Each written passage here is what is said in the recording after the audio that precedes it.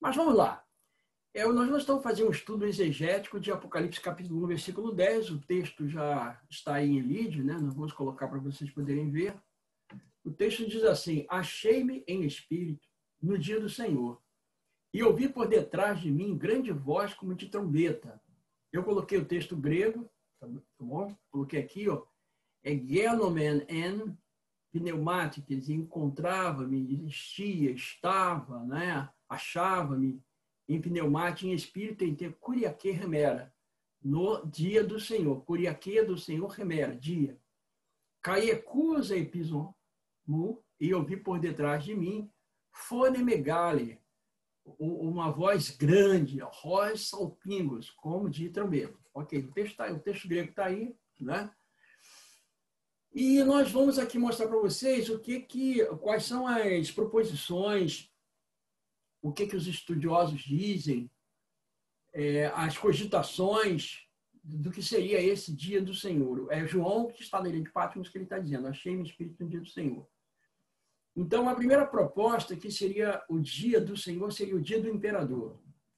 A segunda, o domingo pascal, que era um domingo anual, que começou a acontecer no Ocidente da Era Patrística. O domingo semanal, que a grande parte dos evangélicos acredita se referir ao domingo semanal. O dia da vinda de Jesus, é uma outra proposta. E a quinta proposta, o sábado do sétimo dia. Então, nós vamos analisar uma por uma e vamos fazendo aí por eliminação. Tá certo? Então, vamos lá. O dia do imperador. Vocês devem se recordar bem que João ele foi exilado na ilha de Patmos na época do imperador Domiciano. O imperador Domiciano foi um imperador sem muito brio. Ele era um imperador muito fraco. Não tinha coragem, não tinha empreendedorismo. Então, ele, para chamar atenção para si mesmo, ele mandou que colocasse nas praças um busto dele, uma estátua dele, e as pessoas tinham que homenageá-lo como Deus. E houve uma ocasião em que ele obrigou isso. Então, os soldados saíam assim, nos pequenos centros de cidade e obrigando as pessoas a adorá-lo. E foi numa ocasião dessa que João, ao recusar-se reconhecer Domiciano como Deus, que ele foi exilado para a ilha de Patmos. Primeiro, ele foi jogado no caldeirão de azeite quente. Ele deveria ter fragmentado, deveria ter derretido na hora, mas isso não aconteceu. Quando levantaram do azeite quente, ele estava intacto. Então, aí ele foi exilado para a ilha de Patmos. E João jamais, de forma alguma, ele chamaria o imperador de Curiaque Remera, o dia do imperador. O dia do Senhor, se referindo ao imperador. Ou seja, ele jamais chamaria o imperador de Senhor, porque essa expressão, para João, é uma expressão teológica, Curiaque, do Senhor. Então, Senhor era uma expressão muito forte, não só para João, mas para todos os discípulos e apóstolos. Era uma expressão que era aplicada ao Senhor Jesus Cristo. É uma expressão aplicada a Deus. Então, ele jamais usaria. Se ele tivesse que usar dia de alguma coisa, ele usaria Sebastes Remera, ou seja, dia de Augusto, dia do grande, enfim, mas jamais ele usaria Curiaque Remera para imperador. Isso aí a grande parte dos teólogos e filólogos reconhecem isso, né? Que ele usaria, então, essa outra expressão, mas jamais Curiaque Remera, né? Então, continuando, né? Agora vamos passar aqui para o domingo pascal. Então, há uma corrente que afirma que João estaria se referindo ao domingo pascal. O que é domingo pascal ou domingo pascual? Foi uma prática que se desenvolveu aí na era patrística, bem depois de João, lá para o meado do segundo século, para o terceiro século. Houve aquela discussão quando a Páscoa deveria ser celebrada e tudo mais. Vocês sabem que aconteceu essa disputa entre a igreja oriental e a igreja ocidental e tudo mais. Acontece que a gente tem que lembrar uma coisa, que João era judeu. E João era um homem bíblico. Então, para ele, a Páscoa acontecia no 14º dia do mês de Nisan, e não em outra data. Porque, se você abrir a sua Bíblia aqui em Levítico, no capítulo 23, você pode abrir aí, nós vamos mexer um pouquinho com a Bíblia, né? Aqui em Levítico 23 você tem aí as festas tipológicas do Antigo Testamento. E no verso 4, escrito assim: são estas as festas fixas do Senhor, as santas convocações que proclamareis do seu tempo determinado. No mês primeiro, aos 14 do mês, no crepúsculo da tarde, é a Páscoa do Senhor. Então, a Páscoa, ela caía no primeiro mês judaico, chamado mês de Nisan, ou de Abib, no 14º dia. Então, não tem nada a ver, o domingo pascal é algo que vai se desenvolver bem mais tarde. Então, referências feitas ao domingo pascal, em alguns escritos da era patrística, são bem posteriores à época de João, tais como Didaquê 14:1 e a Constituição Apostólica 7:30, que vão fazer referência ao domingo pascal, mas isso aí é bem depois da época de João. Então, como eu falei, João era hebreu, era judeu, então essa possibilidade também do domingo pascal ser referido aqui no Curiaque Remera é completamente remota, não passa na prova, né? Agora vamos ao domingo semanal, que é o que se mais advoga, né? Grande parte do mundo cristão hoje advoga que o domingo é esse dia do Senhor, referido em Apocalipse, capítulo 1, versículo 10. Eu quero chamar a atenção de vocês para o fato de que a gente vem estudando diversos pais da igreja, estudamos a patrística, estudamos aí diversas nuances sobre a questão do domingo na patrística. A gente tem estudado isso. A gente descobriu algumas coisas bem interessantes, como, por exemplo, essa expressão como dia do Senhor aplicado ao domingo, ela só vai aparecer muito mais tarde. A gente já estudou isso, né? A gente observou que, outra coisa, aplicar o dia da ressurreição ao primeiro dia da semana como comemorativo da ressurreição, nós também vimos isso, estudamos que foi bem mais tarde. Isso não existe no Novo Testamento. Nós observamos ao estudarmos as ocorrências do primeiro dia da semana no Novo Testamento, era sempre alguma coisa deste tipo. Os discípulos estavam reunidos com medo dos judeus, por isso eles estavam com as portas trancadas e tal. Não houve nenhuma ocorrência, nenhuma sequer, dizendo que eles estavam comemorando aí o dia da ressurreição do Senhor. Isso a gente já observou, a gente já estudou, ok? Então vamos lá. O uso da expressão dia do Senhor aplicado ao domingo não é baseado em evidências internas, ou seja, isso a gente já viu que não está baseado na Bíblia. Nós já estudamos isso. Então, nem nas evidências internas no livro de Apocalipse ou nas demais porções do Novo Testamento, ou seja, nem nos Evangelhos, nem nas cartas de Paulo, nem no livro de Atos, né? Mas em basicamente 3 documentos do 2º século que nós já mostramos para vocês aqui.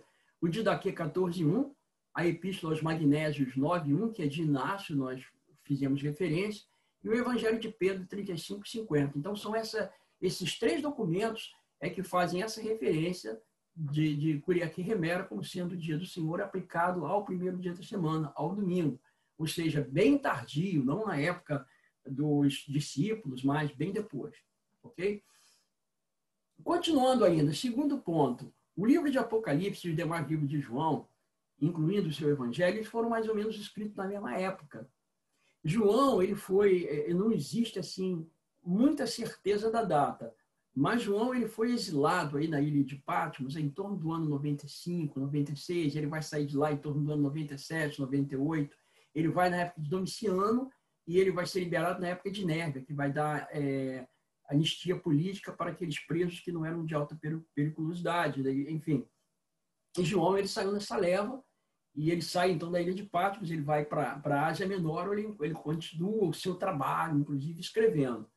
Então, o Apocalipse, as cartas de João e o Evangelho de João, eles foram escritos mais ou menos na época, todos na mesma época. Agora, aqui, a grande questão é, se João quisesse homenagear o domingo, o primeiro dia da semana, como dia do Senhor, ou ele usaria essa expressão das outras ocorrências, ou seja, ele teria que dizer dia do Senhor em todas as outras ocorrências, ou aqui em Apocalipse 1:10, ele usaria primeiro dia da semana. Não usaria dia do Senhor. Porque fica uma coisa assim incongruente. Não é? Por exemplo, se ele reconhecia esse dia como um dia especial e ele queria homenagear esse dia como um dia especial, agora como um dia sagrado no lugar do sábado, então ele teria que usar essa nomenclatura, não apenas em Apocalipse 1:10, mas também nas outras ocorrências dos seus escritos. Então você tem aqui João capítulo 20, versículo 1, e João capítulo 20, verso 19. E você olha também lá o verso 26. Então, nessas duas ocorrências, ele deveria, então, utilizar a expressão também dia do Senhor. E se João tivesse reconhecido isso, possivelmente os outros também teriam reconhecido isso. Os outros evangelistas. Então, Mateus, capítulo 28, verso 1, Marcos 16, 2, etc. Todos eles usariam seguramente essa nomenclatura. Eles usariam sempre dia do Senhor, que seria, então, uma homenagem a esse dia que se passaria a ser um dia especial no lugar do sábado. Mas isso não acontece. Todos eles usam a expressão primeiro dia da semana. Então, Apocalipse 1:10, dizendo dia do Senhor, você não tem nenhuma base bíblica, escriturística, para aplicar ao primeiro dia da semana. Não tem nenhuma, absolutamente nenhuma sequer. Então, ele não passa realmente na prova. Bom, agora nós vamos para a quarta proposta, que é o dia da vinda de Jesus. O dia do Senhor, Curia que remera, como sendo o dia da vinda de Jesus.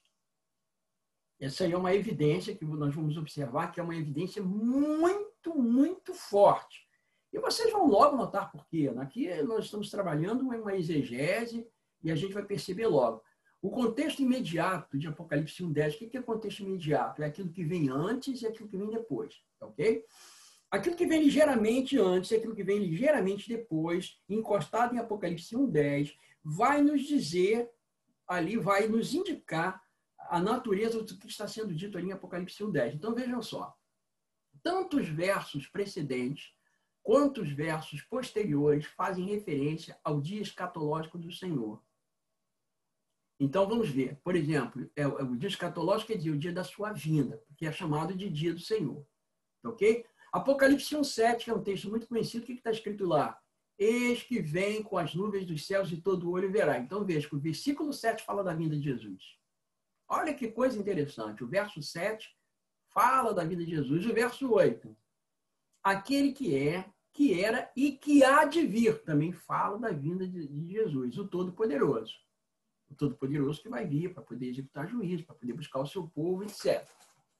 Agora, os versos posteriores, você veja aqui. O versículo 12 a 18. Você vai lá, você lê o verso todo, né, 12 a 18.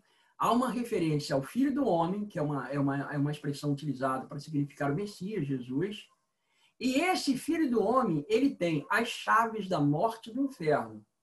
Ou seja, ele tem a chave da morte e tem as chaves também da morte eterna. O inferno quer dizer a morte eterna, a execução eterna. Ele é o único que pode fazer isso. Então, você vai encontrar lá em Apocalipse 14, versos 14 e 15, você tem lá o Filho do Homem, novamente, ele tem a foice afiada para ceifar a terra, que é uma expressão de juízo. Então, o que a gente observa aí? Que tanto os textos que são anteriores quanto os que são posteriores a Apocalipse 1, versículo 10, falam a respeito do dia do Senhor como sendo a volta de Jesus. Então, até agora, o que se aproxima mais, o que chega mais próximo do que remera o dia do Senhor é a volta de Jesus, o dia da volta de Jesus. Tá, como seria isso então? Seria da seguinte forma. Quando nós analisamos o Apocalipse, a gente vai entender que João não teve essa visão num dia só.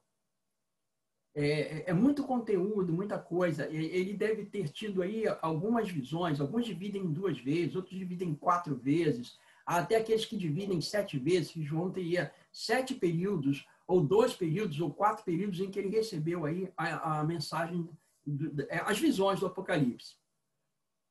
Eu queria chamar a atenção de vocês, eu gostaria que vocês abrissem a sua Bíblia, em Apocalipse, no capítulo 4.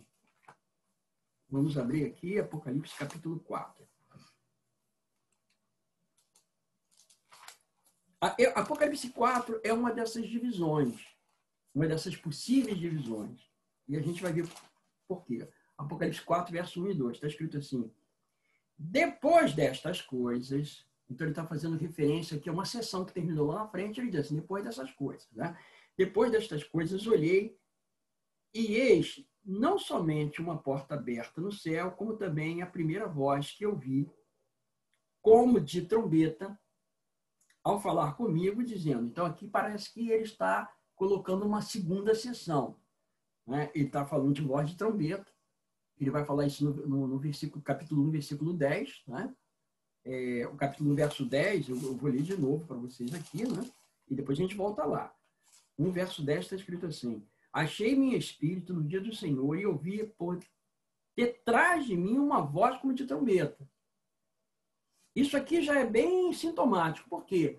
Porque dia do Senhor e voz de trombeta faz lembrar o dia da expiação, ou o dia do juízo, o Yom Kippur.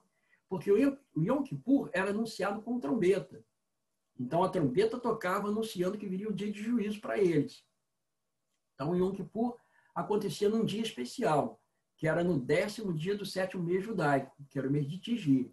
Então esse dia ele também era reconhecido como o dia do Senhor, porque era um dia de juízo. Então ele está dizendo assim, achei meu espírito no dia do Senhor. E aqui no versículo, no capítulo 4, no verso 1, ele diz assim, depois destas coisas olhei, e eis não somente uma porta aberta no céu, como também a primeira voz que eu ouvi como de trombeta ao falar comigo, dizendo, sobe para aqui, e te mostrarei o que deve acontecer depois destas coisas. Então, aqui, nitidamente, nós estamos vendo o seguinte, que ele se achou em espírito no dia do Senhor, mas aquilo que ele ouviria, que seria transmitido para ele, tem a ver com o futuro. O que eu vou mostrar o que há de ser. No verso 2, imediatamente eu me achei em espírito. Aí ele fala, imediatamente eu me achei em espírito, quer dizer que a impressão que temos é que ele se achava em espírito no verso 10, e aqui de novo. Então, aqui nós teríamos a segunda visão, possivelmente. Né? Imediatamente eu achei em espírito, e eis armado no céu um trono, e no trono alguém sentado. Ok? Então, o que a gente observa nesse contexto aqui? A gente observa nesse contexto que esse dia do Senhor foi o dia em que, me parece, segundo o que a gente pode depreender daqui, que ele não está se referindo ao tempo. O dia do Senhor aqui não seria o tempo, mas o dia escatológico. Achei meu espírito no dia do Senhor. Então, possivelmente, ele estaria vendo o dia do juízo, ou seja, a visão do Apocalipse, toda ela, em suma, é a apresentação de problemáticas que têm a ver com o juízo até a consumação final. Então, a impressão que a gente tem é exatamente essa ao ler esses textos, né? Então, o interessante é que o uso de expressões relacionadas ao dia de juízo, por exemplo, Apocalipse 16, 14, a peleja do grande dia do Deus Todo-Poderoso, ton polemos tes remeras, então aqui aqui a guerra ou a peleja, que foi traduzido como peleja, mas pode ser também a guerra, né? A guerra tes remeras, tes megalis tuteu. Então, aqui a peleja ou a guerra, né? Do grande dia, aqui, remeras tes megalis, dia, o grande, tuteu, de Deus, tu pantocratos, do Deus Todo-Poderoso, do Deus todo, aquele que governa. Então, aqui tem no Apocalipse 6, que vem logo depois, uma referência muito clara aí ao dia do juízo, ao dia do Todo-Poderoso, né? Em Apocalipse 6, versículo 17, está escrito, porque chegou o grande dia da ira deles. O dia da ira é o dia, então, da execução do juízo. Hot elfen emeras e megalites oriques autron. Então, mais uma vez, aqui ele vai falar assim, porque elten chegou e emera, o dia. Então, veja aqui o dia, aqui de novo o dia, não é? Então, o dia, quer dizer, é o dia da execução do juízo. É isso que está sendo aí apresentado, né? A gente tem... É uma evidência muito forte. É uma evidência textual, assim, realmente muito forte de que Apocalipse capítulo 1, versículo 10, faria referência ao dia da vinda de Jesus. Eu vou mostrar para vocês aqui, depois vocês... Eu não vou poder ler esses textos todos, porque se nós formos fazer isso, vamos gastar um tempo, mas aí vocês depois deem uma olhada, né? Assistam aí o vídeo, porque está sendo gravado, e aí vocês podem olhar aí verso por verso, tá bom? Então vejam lá. É a terceira proposta. O dia da vinda do Senhor Jesus é expresso de diversas formas no Novo Testamento. Okay? Então, o dia da vinda é expresso de diversas formas, ou seja, não existe apenas uma maneira de expressar o dia da vinda de Jesus. Então, possivelmente, Curiaque Remera, dia do Senhor, seja uma outra forma, uma outra maneira também de expressar esse dia da vinda do Senhor. Então, vamos lá. Essas passagens aqui, Mateus 10, 15, 12, 36, Marcos 6, 11, 2 Pedro 2, 9, 3, 7, né? E 1 João 4, 17, Judas 6, todos esses textos falam o dia do juízo. Ok? Agora, Lucas 17, 30, Mateus 25, 13, Romanos 13, verso 12, fala o dia. Mateus 24, 36, Marcos 3, 32, 14, 25, Lucas 10, 12, 17, 31, 21, 34, etc. Fala aquele dia. João 6, 39, 40, 11, 24, 18, 48 fala o último dia. Agora, grande e notável dia, Atos 2, versículo 20. O dia da ira e da revelação, Romanos 2, 5, Apocalipse 6, 17. O dia de nosso Senhor Jesus Cristo, 1 Coríntios 1, 8, 2 Coríntios 1, 14, Filipenses 1, 6, 10, 2 Tessalonicenses 2, 2. O dia de Cristo, 1 Tessalonicenses 5, 2, 2 Pedro 3, 10. O grande dia da ira, Apocalipse 6, 17. O grande dia, Judas 6. O grande e glorioso dia do Senhor, Atos 2, verso 20. Eu acho que até deu uma repetida aqui, né? Então, vejam, que existem várias maneiras, várias formas em que o Novo Testamento expressa esse dia da vinda de Jesus como sendo um dia que ele vai trazer como eu diria assim, vai finalizar, digamos assim, história, né? Vai entrar uma outra esfera, uma nova ordem de coisas e tudo realmente vai parar. Isso é chamado de dia do juízo, ou é chamado de grande dia. E por que, então, João não poderia estar se referindo a Curiaque Remera como sendo o dia do Senhor, mais uma vez se referindo a esse dia do juízo. Então, ele se achou em espírito no dia do Senhor, por quê? Porque ele está tendo visões que vão culminar exatamente nesse dia. Ok? Bom, vamos para a quinta proposta que muitos teólogos adventistas, a grande maioria do povo adventista acredita, né? Eu também sou adventista, sou pastor adventista, e a grande parte do povo adventista acredita que se refere ao sábado do sétimo dia, Curiaque Remera. Bom, existem evidências para isso? Bom, evidências existem, né? Eu coloquei textualmente aqui as passagens para que a gente possa ler. Então, vamos lá. O sábado do sétimo dia é referido textualmente como dia do Senhor. Então, Êxodo 20, verso 10. Mas o sétimo dia é o sábado do Senhor teu Deus. Então, nós temos aqui do Senhor. Do Senhor, em grego, seria Curiaque. Né? O Senhor teu Deus. Êxodo 31, versículo 15. 6 dias trabalharás, porém o sétimo dia é o sábado do repouso solene, santo ao Senhor. Êxodo 16, 25. Porquanto o sábado é do Senhor. Êxodo 35, verso 2. O sábado do repouso solene ao Senhor. Levítico 19, 3. Cada um respeitará sua mãe e seu pai e guardará os meus sábados. Eu sou o Senhor vosso Deus. Então, a gente vai observando aqui também a expressão Senhor relacionada com o sétimo mandamento, com o quarto mandamento, desculpe, do sétimo dia. Levítico 23, verso 3. Mas o sétimo será o sábado do descanso solene. É sábado do Senhor. Levítico 23, 38. Além dos sábados do Senhor. Sábados do Senhor. Sempre essa expressão aí. Na Septuaginta, né, que foi escrita em grego, você vai então pegar aí Curiaque Remera, né? É o dia do Senhor. Levítico 26, versículo 2, guardareis os meus sábados. Deuteronômio 5, 14, mas o sétimo dia é o sábado do Senhor teu Deus. Isaías 58, 13, se desviares do teu pé de profanar o sábado e de cuidar dos teus próprios interesses no meu santo dia, mas se chamares ao sábado deleitoso e santo dia do Senhor, digno de honra. Então, aqui, santo dia do Senhor. Né? Está bem claro aqui. O sábado do sétimo dia, continuando, né? Você tem Ezequiel 20:12, também lhes dei os meus sábados, então, sábados do Senhor. Ezequiel 20, verso 20, santificai os meus sábados, que é o sábado do Senhor. Bom, a segunda proposta é, o Novo Testamento realça o dia de sábado como o antigo dia de repouso, o dia do Senhor, ou Yom Yavé. E eu queria ler com vocês Lucas 23, de 54 a 56. Vamos ler. Vou pegar aqui o texto, né?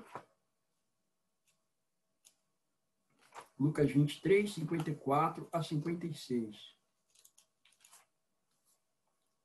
Aqui está falando a respeito do sepultamento de Jesus. A gente podia até ler um pouquinho antes, podemos ler a partir do verso 50.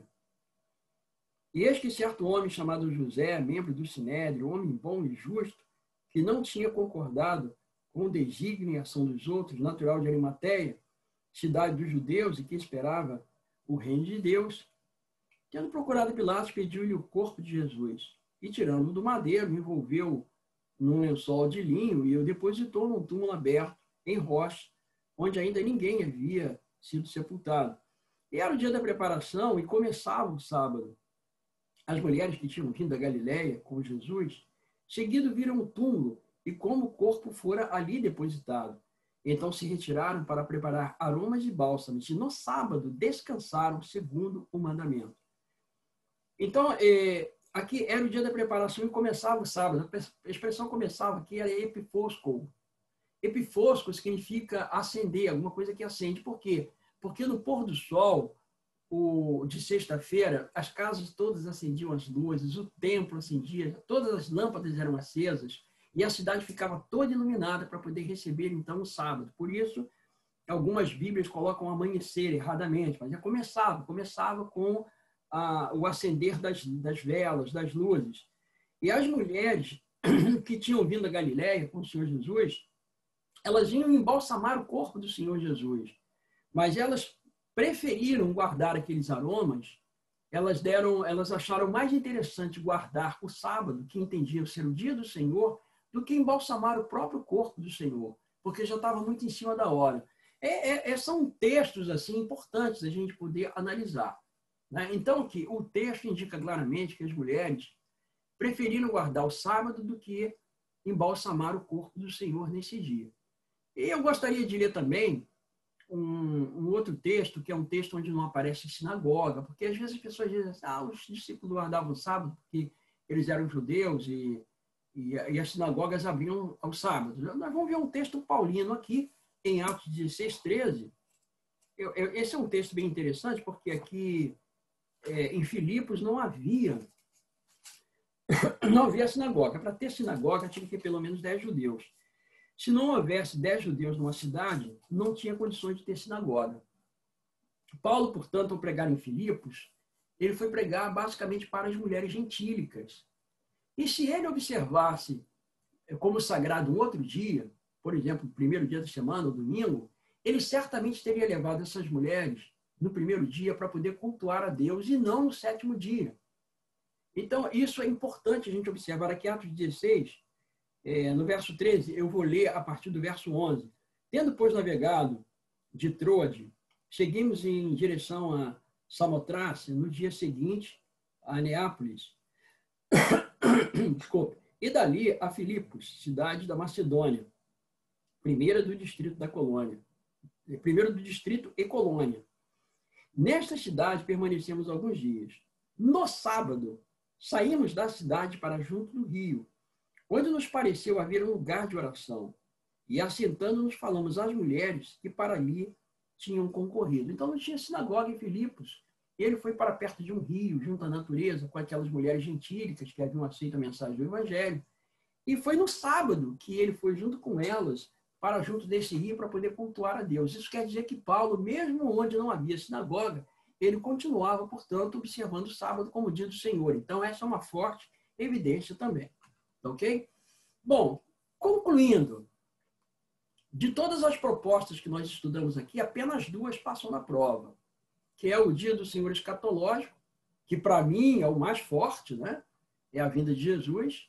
Esse aqui é o que tem maior evidência interna no contexto imediato e no contexto geral. E o sábado do quarto mandamento. Não tem muita evidência, que tem muita evidência interna, mas assim, o contexto imediato não aponta para o sábado do quarto mandamento. Contexto imediato, não. Contexto geral aponta, mas não imediato. O de cima aqui, o dia escatológico, tanto o contexto imediato quanto o contexto geral, aponta para a vinda de Jesus como sendo o dia do Senhor. O sábado do quarto mandamento, o contexto geral indica, mas o contexto imediato não indica. Tá? É importante que se diga isso. No entanto, os textos que nós apresentamos aqui, eles são muito fortes. Então, na verdade, as duas porções, digamos assim, as duas propostas que são efetivamente as que se encaixam melhor com o Apocalipse 1:10 são essas duas propostas aqui. Ok? Então é isso, gente.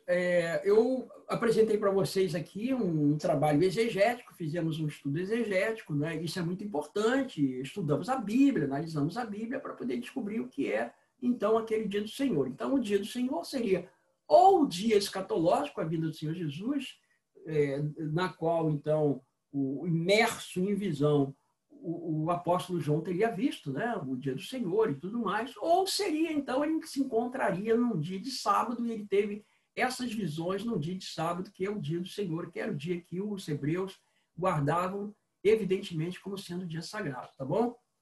Então, essa é a conclusão aí que nós chegamos, ok?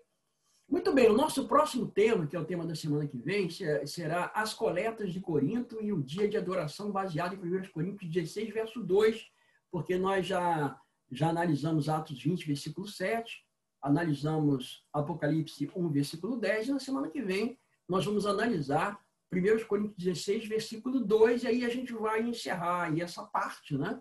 Vamos encerrar essa parte e vamos entrar aí numa outra sessão, né? Numa outra... vamos caminhar um pouquinho mais, vamos andar, ok? Então, que Deus abençoe a todos, né? Que nós possamos ficar sempre firmes nos propósitos do Senhor e estudando a sua palavra, né? Porque é estudando a palavra de Deus que nós vamos conseguir solucionar todos esses problemas, essas situações todas, tá bom? A gente vai tirar as nossas dúvidas mediante o estudo da palavra sagrada do Senhor. Então, eu vou convidar vocês para que nós, então, agora façamos uma breve oração e vamos pedir, então, a Deus que Ele nos ajude, né, a ficarmos sempre firmes nos seus caminhos. Oremos, então. Pai elevado, seja bendito o teu nome. Muito obrigado, Senhor, pela sabedoria que tu nos concedes, pela visão de podermos fazer estudos exegéticos da tua palavra e chegar, meu Deus, a conclusões aí que são conclusões bíblicas e não nos deixarmos levar pelas tradições, pelas falácias humanas, mas fazermos aquilo, Senhor Deus, que tu espera que nós façamos. Abençoa-nos, ó Deus, nos dando a garantia, meu Deus, de estarmos um dia contigo lá celestial, à medida em que o teu Espírito Santo trabalha em nosso coração, se desenvolva em nós, meu Deus, cada vez mais a graça salvadora do Senhor, e isso gere em nós também um espírito de obediência. Nós te agradecemos desde já, no sagrado nome de nosso Senhor e Salvador Jesus Cristo, que vive por toda a eternidade. Amém, Senhor.